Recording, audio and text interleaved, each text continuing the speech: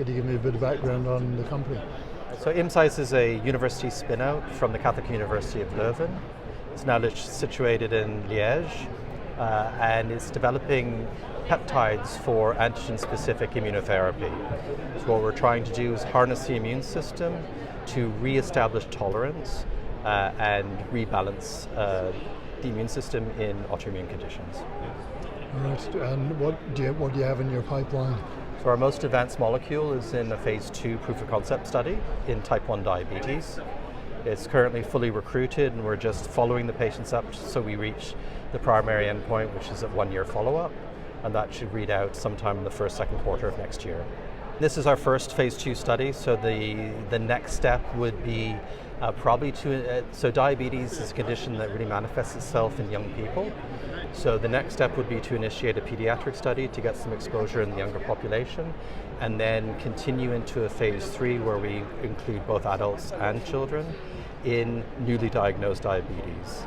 Then in parallel to that, what we'll probably do is start establishing a program in prevention, so trying to treat patients who have active disease, but before the disease is manifested, so to see whether you can actually stop people from progressing to active disease.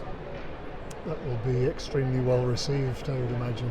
Yes, and it already is. So we're supported by the Inodia network, which is an academic public-private partnership where a lot of our investigators have come from, but we also get a lot of support in terms of designing protocols, and they're actually encouraging us in many ways in which directions to go to, when to start the pediatric, when to start the newly diagnosed, when to start the prevention studies. So there's a lot of support across the community or across the ecosystem where people are really trying to pull together to make a real difference, and there are quite a few immuno companies trying to play a part in that.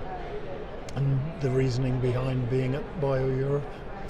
So with the big readout coming out in the second quarter of next year, I'm just making contact with the larger pharma companies to make sure that they're aware of us, understand our technology, if they want to have deeper dives so they can get into the weeds before this readout, because whilst we're not sure what we'll do, we may decide to keep the asset ourselves and fundraise and carry on to phase 3. We may decide to partner, and if so, then you want to have the potential partners as informed as possible so that when the phase 2 results come out, they can interpret them and process them more quickly. Whereas if they know nothing about you, you make a press release about the phase 2 results, and then everyone goes into a panic where they try to do due diligence in about 10 days, and that's no good for anyone. Yeah, I assume that you have to be, rather than get to a certain point and then start, you have to be on the radar before you're ready. Indeed. So I joined the company about 3.5 years ago, and really from the get-go, I was out at these meetings making contact.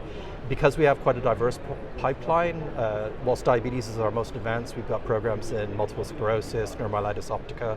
So there's almost every pharma company out there is interested in one aspect of our pipeline, or at least in the therapeutic areas. So there was a lot of people to talk to, a lot of people to connect with.